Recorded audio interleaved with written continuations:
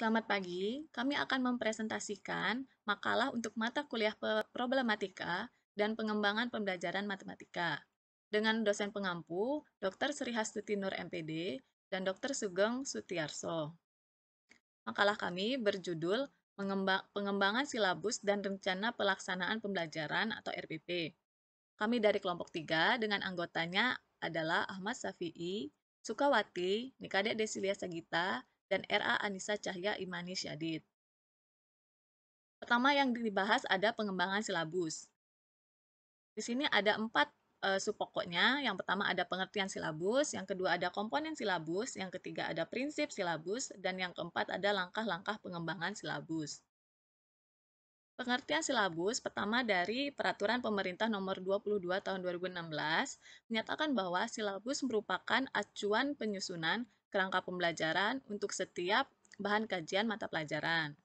Dan menurut kurikulum 2013, silabus dikembangkan sebagai bahan kajian untuk satu tema. Selanjutnya ada komponen silabus. Yang pertama ada identitas mata pelajaran, seperti mata pelajaran matematika atau yang lainnya. Yang kedua, ada identitas sekolah berupa nama satuan pendidikan dan kelas. Yang ketiga, ada kompetensi inti, merupakan gambaran secara kategorial mengenai kompetensi dalam aspek sikap, pengetahuan, dan keterampilan yang akan dipelajari oleh peserta didik untuk suatu jenjang sekolah, kelas, dan mata pelajaran. Yang keempat, ada kompetensi dasar, merupakan kompetensi spesifik yang mencakup sikap, pengetahuan, dan keterampilan untuk suatu muatan atau mata pelajaran. Yang kelima, ada materi pokok, yaitu berupa fakta, konsep, prinsip, dan prosedur yang relevan dan dibuat dalam bentuk butir-butir sesuai dengan rumusan indikator pencapaian kompetensi. Yang keenam, ada pembelajaran, yaitu kegiatan yang dilakukan oleh peserta didik dan pendidik untuk mencapai kompetensi yang diharapkan. Yang ketujuh, ada penilaian, yaitu proses pengumpulan dan pengolahan informasi untuk menentukan pencapaian hasil belajar peserta didik. Selanjutnya ada alokasi waktu, yaitu sesuai dengan jumlah jam pelajaran dalam struktur kurikulum untuk satu semester atau untuk 1 tahun. Dan yang terakhir ada sumber belajar, biasanya berupa buku atau media cetak dan elektronik, atau bisa juga lingkungan atau sumber lain yang relevan. Baik, saya akan melanjutkan materi selanjutnya, yaitu prinsip penyusunan silabus. Nah, prinsip-prinsip penyusunan pengembangan silabus itu yang pertama adalah ilmiah. Ilmiah artinya keseluruhan materi dan kegiatan yang menjadi muatan dalam silabus harus benar dan dapat dipertanggungjawabkan secara keilmuan. Kemudian yang kedua itu adalah relevan. Relevan artinya cakupan, kedalaman, tingkat kesukaran, dan urutan penyajian materi dalam silabus sesuai dengan tingkat perkembangan fisik, intelektual, sosial, emosional, dan spiritual peserta didik. Selanjutnya yaitu sistematis. Sistematis, komponen-komponen silabus saling berhubungan secara fungsional dalam mencapai kompetensi. Kemudian prinsip yang keempat itu adalah konsisten. Nah, adanya hubungan yang konsisten antara kompetensi dasar, indikator, materi pokok, pengalaman belajar, sumber belajar, dan sistem penilaian. Yang kelima itu adalah memadai. Artinya cakupan indikator, materi pokok, pengalaman belajar, sumber belajar, dan sistem penilaian cukup untuk menunjang pencapaian kompetensi dasar. Kemudian prinsip yang keenam yaitu adalah aktual dan kontekstual. Artinya cakupan indikator, materi pokok, pengalaman belajar, sumber belajar, dan sistem penilaian memperhatikan perkembangan ilmu, teknologi, seni mutakhir dalam kehidupan nyata dan peristiwa yang terjadi. Kemudian prinsip yang ketujuh adalah fleksibel. Keseluruhan komponen silabus dalam mengakomodasi keragaman peserta didik, pendidik, serta dinamika perubahan yang terjadi di sekolah dan tuntutan masyarakat. Yang kedelapan, secara menyeluruh, artinya komponen silabus mencakup keseluruhan ranah kompetensi yang terdiri dari kognitif, afektif, dan psikomotorik. Yaitu tentang langkah-langkah pengembangan silabus. Ada beberapa, yang pertama yaitu tentang mengkaji kompetensi inti dan kompetensi dasar. Mengkaji kompetensi inti dan kompetensi dasar mata pelajaran sebagaimana tercantum pada standar isi dengan memperhatikan beberapa hal, diantaranya yaitu urutkan berdasarkan hierarki konsep disiplin ilmu atau tingkat kesulitan materi. Yang kedua, keterkaitan antara kompetensi inti dan kompetensi dasar dalam mata pelajaran. Yang ketiga yaitu keterkaitan antara kompetensi inti dan kompetensi dasar antara mata pelajaran tertentu. Yang kedua, dengan merumuskan pencapaian kompetensi atau IPK.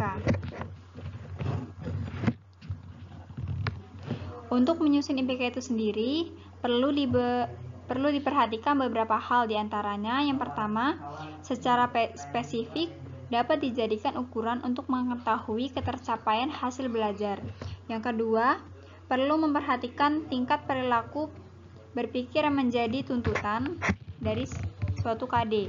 Bila yang diminta adalah tingkat berpikir kompetensi menganalisis, maka IPK juga harus menunjukkan minimal pada tingkat berpikir yang sama.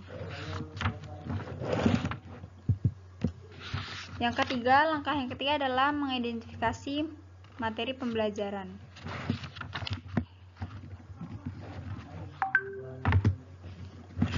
Materi pelajaran hakikatnya berisikan butiran-butiran bahan pelajaran pokok yang dibutuhkan peserta didik untuk mencapai suatu KD. Mengidentifikasi materi pembelajaran yang menunjukkan pencapaian kompetensi dasar dengan mempertimbangkan beberapa hal. Yang pertama, potensi peserta didik. Yang kedua, relevansi dengan karakteristik daerah. Selanjutnya, tingkat perkembangan fisik, intelektual, emosional, sosial, dan spiritual peserta didik. Yang keempat, kebermanfaatan bagi peserta didik.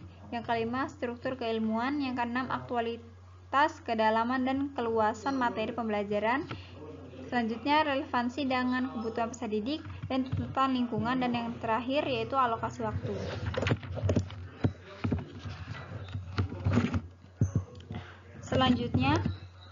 Langkah selanjutnya atau langkah yang keempat adalah mengurutkan penyajian uraian materi pembelajaran. Pengurutan diperlukan disebabkan pemahaman suatu pada dasarnya sangat tergantung pada seberapa besar kemampuan seseorang dalam menggunakan informasi dasar yang dimiliki sebelumnya. Pengurutan uraian materi pembelajaran dapat diurutkan dengan berbagai pendekatan seperti pendekatan prosedural, hierarki, dari sederhana ke sukar, dari konkret ke abstrak, spiral, tematis, terpadu, dan lain-lain. Baik, langkah-langkah pengembangan silabus yang berikutnya adalah mengembangkan kegiatan pembelajaran. Hal-hal yang perlu diperhatikan dalam mengembangkan kegiatan pembelajaran adalah sebagai berikut. Yang pertama, kegiatan pembelajaran disusun untuk memberikan bantuan kepada para pendidik, khususnya guru, agar dapat melaksanakan proses pembelajaran secara profesional. Kemudian, kegiatan pembelajaran memuat rangkaian kegiatan yang harus dilakukan oleh peserta didik secara berurutan untuk mencapai kompetensi dasar. Kemudian, penentuan urutan kegiatan pembelajaran harus sesuai dengan hierarki konsep materi pembelajaran, serta rumusan pernyataan dalam kegiatan pembelajaran minimal mengandung 2 unsur penciri yang mencerminkan pengalaman belajar siswa, yaitu kegiatan siswa dan materi. Kemudian, penentuan jenis penilaian. Penilaian pencapaian kompetensi dasar peserta didik dilakukan berdasarkan indikator. Penilaian dilakukan dengan menggunakan tes dan non-tes dalam bentuk tertulis maupun lisan. Pengamatan kinerja, pengukuran sikap, penilaian hasil karya berupa tugas, proyek, dan atau produk, penggunaan portofolio, dan penilaian diri. Kemudian, langkah selanjutnya yaitu menentukan alokasi waktu. Penentuan alokasi waktu pada setiap kompetensi dasar didasarkan pada jumlah minggu efektif dan alokasi waktu mata pelajaran per minggu dengan mempertimbangkan jumlah kompetensi dasar, keluasan, kedalaman, tingkat kesulitan, dan tingkat kepentingan kompetensi dasar. Alokasi waktu yang dicantumkan dalam silabus merupakan perkiraan waktu rata untuk menguasai kompetensi dasar yang dibutuhkan oleh peserta didik yang beragam. Kemudian yang terakhir adalah menentukan sumber belajar. Sumber belajar adalah rujukan, objek atau bahan yang digunakan untuk kegiatan pembelajaran yang berupa media cetak dan ataupun elektronik, narasumber, serta lingkungan fisik, alam, sosial, dan budaya. Penentuan sumber belajar didasarkan pada kompetensi inti dan kompetensi dasar serta materi pembelajaran, kegiatan pembelajaran, dan indikator pencapaian kompetensi. Oke, yang pertama ada pengertian RPP menurut Nanang Hanafia dan Cucu Sohana. Rencana pelaksanaan pembelajaran atau RPP adalah rencana yang menggambarkan prosedur dan pengorganisasian pembelajaran untuk mencapai suatu kompetensi dasar yang ditetapkan dalam standar isi dan dijabarkan dalam silabus. Kemudian yang kedua ada menurut Permendiknas nomor 22 tahun 2016, rencana pelaksanaan pembelajaran atau RPP adalah rencana kegiatan pembelajaran tatap muka untuk satu pertemuan atau lebih. RPP dikembangkan dari silabus untuk mengarahkan kegiatan pembelajaran peserta didik dalam upaya mencapai kompetensi dasar atau KD. Yaitu tentang komponen RPP. Ada beberapa bagian. Yang pertama adalah identitas sekolah. Yang kedua, identitas mata pelajaran atau tema maupun subtema. Yang ketiga, kelas atau semester.